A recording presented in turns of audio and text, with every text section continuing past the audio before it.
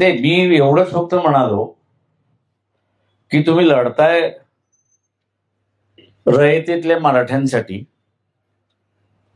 पण राजकारण जे आहे ते निजामी मराठ्यांसाठी चाललेलं आहे. हे आता हळूहळू ओपन आउट व्हायला लागलेलं आहे.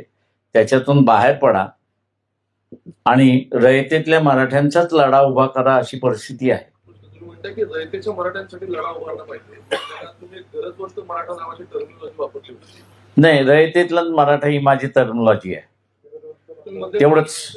गरजवंत मराठा असं पण तुम्ही नाही, गरजवंत मराठा माझा शब्द नाही आहे. या स्ट्रॅटेजिकली जरांगेंच्या आंदोलनावरती टीका होते किंवा मुख्यमंत्र्यांची हा धागा पकडून आज प्रचंड आक्रमक झालंय जरांगेंवर टीका करताना, आणि ती टीका टोकाची आहे.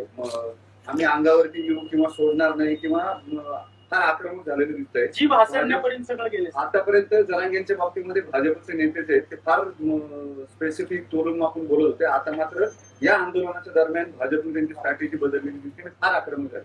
म्हणजे अगदी लॉ अँड ऑर्डर व्हायची परिस्थिती जरी आली तरी तिथपर्यंत जायची तयारी भाजपच्या नेत्यांची दिसते. वगैरे थोडक्यात इतके दिवस बॅक फुटले होते, आता ते एकदम फ्रंटला येऊन. माझं एवढंच फक्त त्याच्या ओबीसीना म्हणणं आहे की या ट्रॅपमध्ये अडकू नका. मागच्या वेळेस सुद्धा हाच ट्रॅप त्या ठिकाणी टाकण्यात आला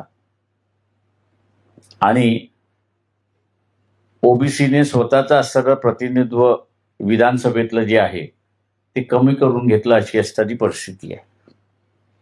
आता सुद्धा जिल्हा परिषद पंचायत समितीच्या असणाऱ्या खेळामध्ये एका बाजूला जरांगे पाटील आरक्षणाचा लढा उभा करतात आहेत आणि दुसऱ्या बाजूला शरद पवार यांनी असणारं ओबीसींचा असणारा इश्यू घेऊन मैदानात उतरलेले आहे. मंडल यात्रा काढली. मंडल यात्रा म्हणजे म्हटलं मंडल यात्रा काढलेली आहे. तेव्हा माझं ओबीसीनं असं म्हणणं आहे की तुम्ही स्वतःहून स्वतःचं असणारं राजकारण करायला असताना सुरुवात करा. हे दोन्ही बाजूने तबला वाजवण्याचं जे चाललेलं आहे ओबीसीचं ते त्यांनी थांबवावं, म्हणजे त्यांनी आपलं थांबवावं अशी फक्त विनंती आहे. बीडमध्ये जे काही झालं, म्हणजे हाकेंवर हल्ला झाला, नंतर दोन्ही गट आक्रमक झाले, म्हणजे एका अर्थाने पुन्हा मराठा विरुद्ध ओबीसी करण्याचा हा प्रकार दिसतोय. बीड ही प्रयोगशाळा आहे त्या अर्थाने. हाकेंना पण ड्राईव्ह केलं जातंय का? जाणीवपूर्वक त्यांनी पण गेवराईला जाणं, तिथंच लॉ अँड ऑर्डरची सिच्युएशन तयार होईल असं हे सगळं तुम्हाला म्हणजे डिझाईन वाटतंय का? ते शेवटी असं आहे की तुम्हाला शांतता पाहिजे की अशांतता पाहिजे.